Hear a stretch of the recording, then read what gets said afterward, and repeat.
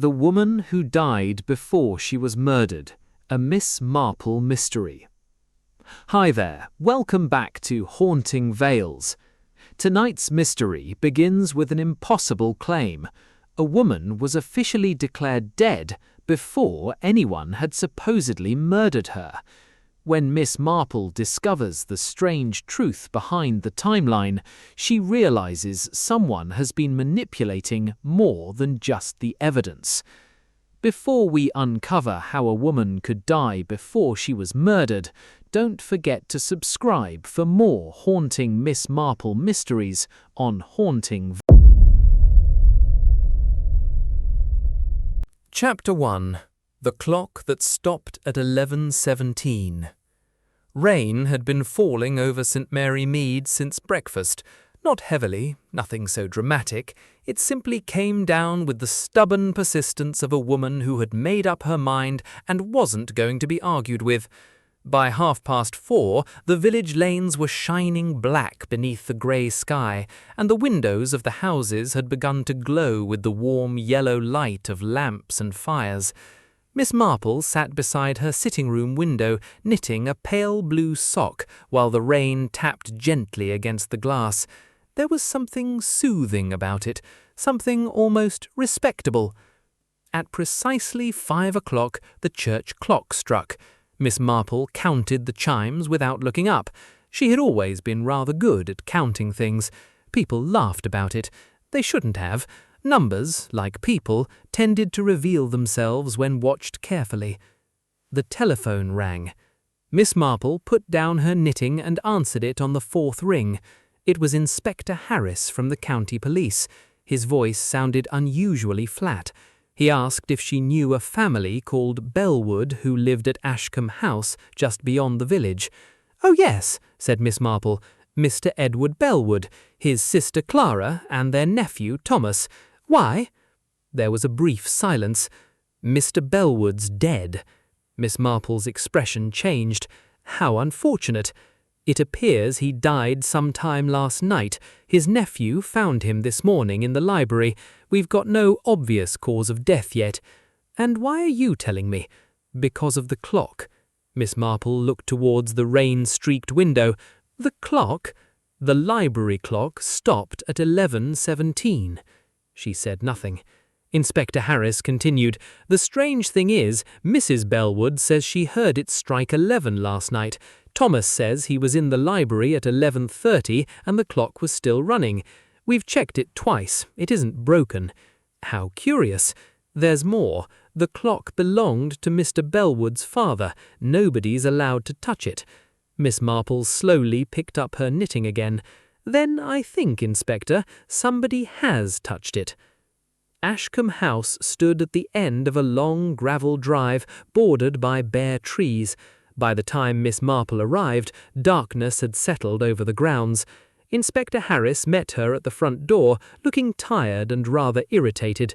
He had the expression of a man who'd been presented with a problem and expected it to behave sensibly.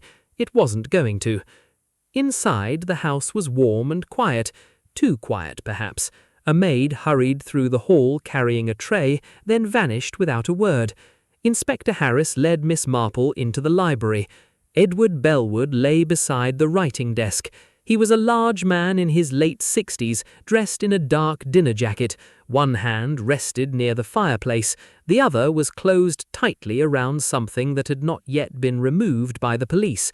Miss Marple looked at him for several seconds. Then she looked at the clock. It was an impressive old thing.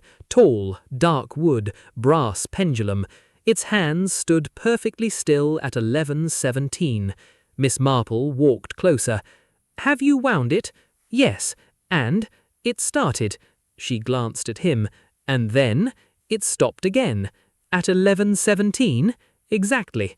Miss Marple leaned forward, but she didn't touch the clock. She studied the glass, the brass hands, and the small keyhole beneath the face. "Who found Mr. Bellwood?" "His nephew, Thomas." "And who was in the house last night?" "Thomas, his sister Clara, the housekeeper, Mrs. Finch, and a family friend, Mr. Arthur Vale." Miss Marple looked towards the closed library door. "Where are they?" In the drawing room. All four? Yes. Then we'd better speak to them. Thomas Bellwood was the first to enter. He was a nervous young man with wet hair and an expensive suit that seemed slightly too large for him. His hands were shaking. I found Uncle Edward this morning. He was already dead. Were you in the library last night? Asked Miss Marple. Yes, for a few minutes. What time? About 11:30. And the clock? Thomas swallowed.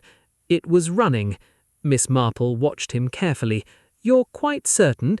Yes. Then why did you tell Inspector Harris that you've heard it stop? Thomas stared at her. I didn't. From the doorway came a quiet voice. I did. Clara Bellwood stood there. She was a thin woman in her 50s, dressed in a dark green dress. Her face was pale, but her voice was steady. I heard the clock stop at 11:17. Inspector Harris frowned. You told me you heard it strike 11. I heard 11, then there was silence. Why didn't you mention that before? Clara looked at the body of her brother. Because I didn't think it mattered. Miss Marple gave her a small, thoughtful smile. Oh, I think it matters very much. There was a sound from the hall, a door closing. Everyone turned. Inspector Harris went to investigate, but Miss Marple remained beside the clock. She was looking at the floor. There, just beneath the clock cabinet, was a tiny pool of water, not rainwater. It had a faint brown color. Miss Marple bent closer. Something was lying inside it, a small brass key. She didn't touch it. Inspector, she said quietly. Harris returned. What is it? Miss Marple pointed towards the floor. He crouched down and stared. Then he looked at the clock. The winding key, he said. Miss Marple nodded. Yes, and I think somebody removed it deliberately. Harris straightened. But why? Miss Marple looked at the dead man, then at the clock, then at the people gathered silently in the doorway. Because, she said, someone wanted us to believe that 11:17 was the time of the murder. The room seemed suddenly colder. Outside, the rain continued to fall, and somewhere inside Ashcombe House, a floorboard creaked. Someone was still awake, someone who knew exactly what happened at 11:17. Chapter 2. The Secret Behind 11:17. Inspector Harris shut the library door and turned towards the four people waiting in the drawing room. The fire had burned low and rain tapped against the windows. Miss Marple sat quietly beside the hearth, her knitting resting in her lap. There's something about the clock that troubles me, she said. Thomas told us he saw it running at 11:30, yet we found it stopped at 11:17. Thomas shifted uneasily. My uncle was alive when I left. And you were arguing with him? Miss Marple asked. Yes. About his will? Thomas looked down. Yes. Clara watched him coldly. He threatened Edward. Thomas's face hardened. I was angry, that's all. Miss Marple said nothing. She simply watched his hands.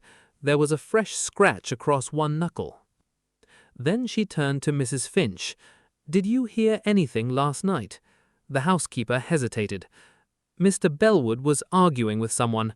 Inspector Harris looked up. Someone else? Yes, a man's voice. I couldn't hear the words. Miss Marple leaned forward. And the clock? Mrs. Finch swallowed. It struck 11. Then I heard a small click. After that, silence. Arthur Vale gave a quiet laugh. Old clocks make noises. Miss Marple looked at him. Indeed they do, but they don't usually stop at a useful moment. Arthur's smile vanished. Back in the library, Inspector Harris examined the clock again. Miss Marple noticed a tiny brass screw lying beneath it. Harris opened the back panel and frowned. Someone's been inside. Miss Marple nodded. Then 11:17 may have been arranged. Harris looked at her. You think someone stopped the clock deliberately? I think someone wanted us to believe that was the time of death. Miss Marple searched Edward Bellwood's desk. Beneath an account book she found an empty envelope marked, "For Clara only." Harris searched the desk and discovered a small locked compartment. The key found earlier opened it. Inside was an old photograph of Edward Bellwood, Clara, Arthur Vale, and a young woman whose face had been scratched away. On the back was a date, 14 October 1938. Beneath it were two words, 11:17. Clara saw the photograph and immediately went pale. "Where did you find that?" she whispered. "In Edward's desk," Miss Marple replied. Clara stared at the damaged face. Her name was Eleanor Price. Inspector Harris stepped forward. "Who was she?" Clara lowered her voice. "She came here in 1938. She said Edward had stolen money and threatened to expose him." Arthur suddenly interrupted. "That's enough." Miss Marple turned towards him. "You knew her." He said nothing. That was when Miss Marple noticed mud on Arthur Vale's shoes. The same dark mud had been found on the bedroom carpet. "You haven't been upstairs?" she asked. Arthur stiffened. "No." Miss Marple smiled faintly. "I didn't say you had." They searched the garden. Beneath a rose bush, the disturbed soil revealed a small metal box. Inside was an old silver watch. The initials EP were engraved on the back. The hands had stopped at 11:17. Inspector Harris stared at it. "Eleanor Price." Miss Marple looked towards the dark house. "Yes, and someone buried this recently." A figure appeared behind them. Arthur Vale. Miss Marple looked from the key to his face. "Mr. Vale," she said quietly, "why did you stop the clock?"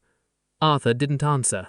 Then from inside Ashcombe House the great clock began to strike. 1, 2, 3. It stopped at 11:17.